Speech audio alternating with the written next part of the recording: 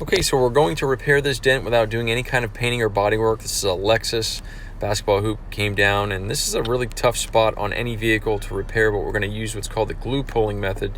And you can see me dispersing some glue onto a plastic tab, pulling that damage up with the glue and then tapping it down. And it's kind of a repetitive thing that we're doing, and just to kind of fine tune this until it's completely gone. You see we have a lot of work to do.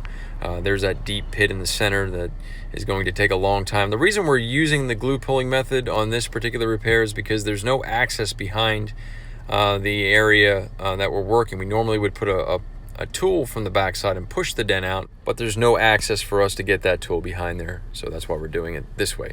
You can see that there's quite a bit left to do. There's some scuff marks or paint transfers inside that area there we're going to buff out later.